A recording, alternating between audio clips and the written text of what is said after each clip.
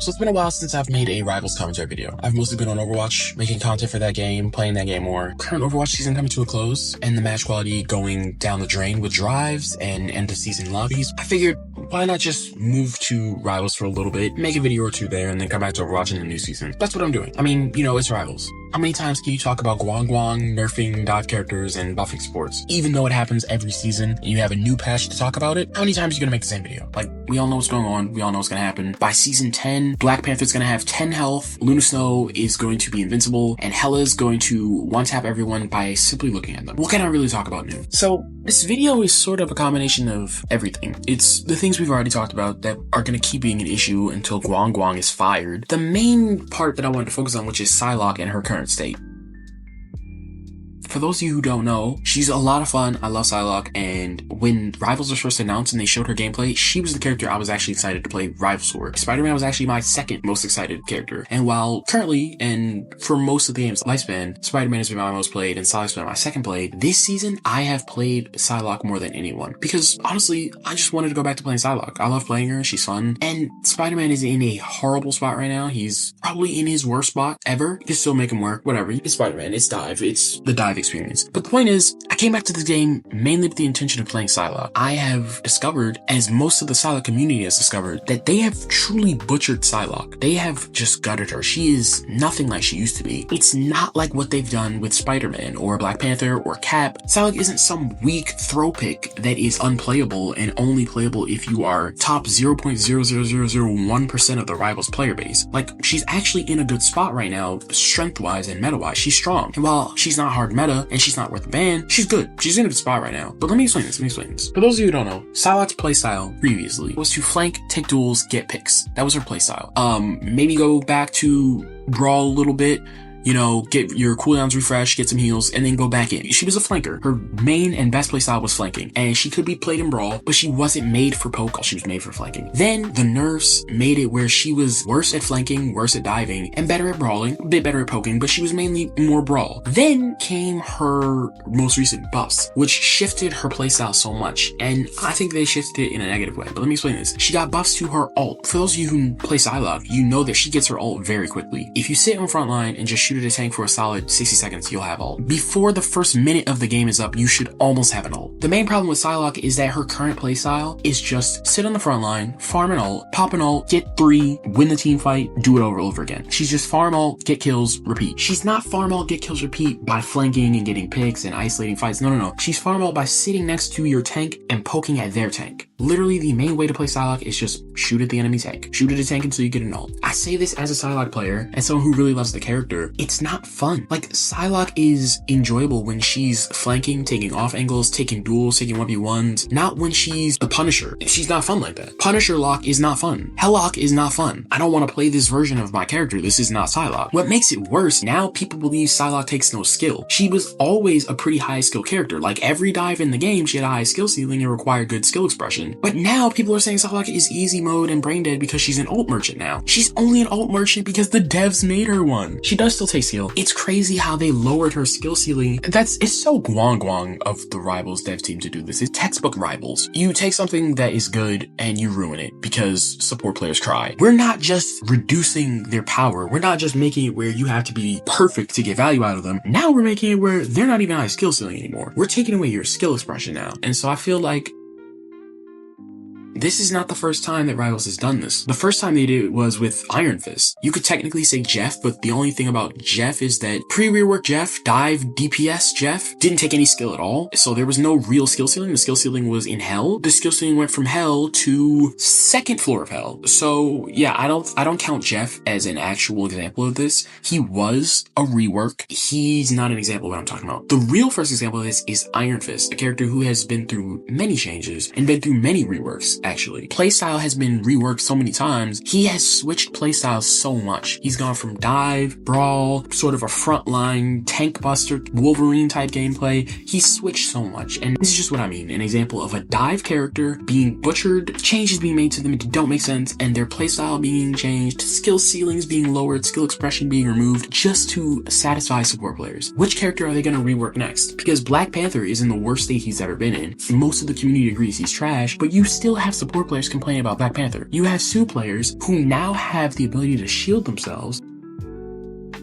If you're a Sue player, let me just stop and talk about Sue for a second, right? Sue players should not be crying about dive because you are playing the best character in the game right now. You have no right to complain about dive, especially Black Panther. Tan Kitty, you do not have the right to complain about Tan Kitty in Season 5 of Marvel Rivals, possibly an F-tier character. You will still have Sue players complaining about dive. We're still doing this. We're still doing this trend. Support gets babied and gets their hand held, and the role is made easier. The skill ceiling that's already lower than hell gets even lower, and yet they still complain and they still want things made easier for them. Obviously, this isn't every support player. There are support players who don't do any of this, have brain cells, and don't want their hands held, and actually know what they're doing and know what they're talking about. You're great. I love you guys. You're the best. Okay? It's these boosted Cloak and Dagger one-trick type players that I'm talking about. Sue players, the boosted Rocket players, the boosted support players who don't know how their role works, who don't really know how the game works, and who has been handheld and babysat through this entire game's life cycle. What they've done to Psylocke is messed up, and it's just a tragedy. Reducing a character's skill ceiling, reducing their skill expression, not only did you take her away from being dive, you reduce her skill ceiling, you're just removing her identity. She's literally just a poke character. She's a brawlish poke character, but she's leaning more towards poke. She's an alt merchant now. She's a Star-Lord alt merchant. And by the way, I want to say this about Star-Lord. Star-Lord was actually a lot of fun. He's been fun, and he's been a good character, and if you don't play him for alt merchant gameplay,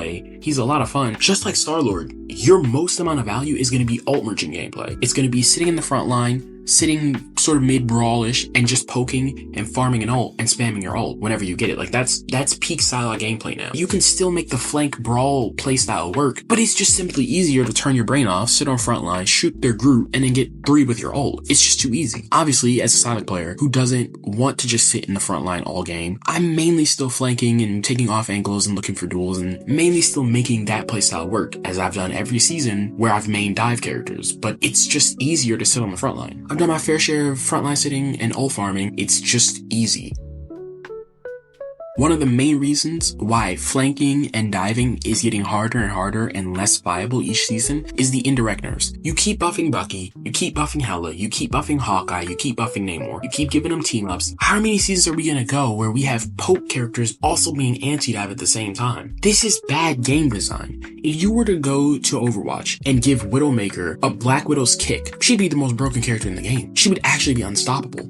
If you gave Sojourn or Cass or Ashe, if you gave those characters the abilities that the characters in Rivals have, if you give them their Rivals counterparts abilities, it's over. The poke characters are better close range than the characters made for close range. Like, the issue is poke characters being able to defend against dive so easily, to the point where we're not just defending against dive, we're dive counters now. Tell me why every poke character should be a dive counter. Why we keep giving poke characters stronger and stronger abilities to both escape and shut down dive. The way the game should work, dive counters poke. The way to get through poke should be dive, not the other way around.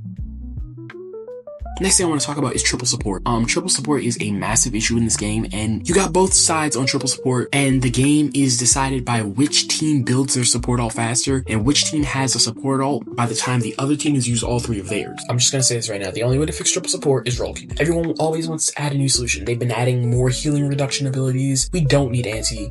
Please do not add anti. You don't need to do an Overwatch and add a bunch of heal passives and healing reduction. 2-2-2 roll queue for competitive only. Quick play, no restrictions. Do whatever. Though every single time when roll queue is discussed, the devs and the community keep talking about restriction and like freedom of team comp and like freedom to make different team comps. When is the last time you've seen a creative team comp? When is the last time you've seen some sort of strategy that's more than just holding support ults? Like, genuinely, just show me. I want to see it. Exactly. You can't. There is no creativity in team comps. The only creativity is which variation of triple support you're gonna run and who's gonna use their support ult first. The entire game is triple support or 2-2-2. That's basically it. The problem with triple support is there's genuinely no counter to triple support except for just hoping that you have the better healers manage their ults better. If you double ult in a triple support comp, yeah, it's GG's. There's no skill involved in fights, and if both teams play their ults perfectly, it just goes on and on and on and on until one team makes a mistake. Dive in triple support is just the most unenjoyable experience. You get 1 kill on Spider-Man, Magic, Black Panther, and they're immediately on triple support. It's just the cheapest, lamest, most easiest cop-out in the game that requires zero skill. Triple support needs to go. And the solution is not all of these stupid little things that are just gonna make the game worse over time. No, the solution is role queue. 2-2-2 role queue in competitive. I don't understand why this community wants to keep lying to itself and acting as if there's some sort of freedom of team comp, when the truth is, we are all in team comp jail to triple support.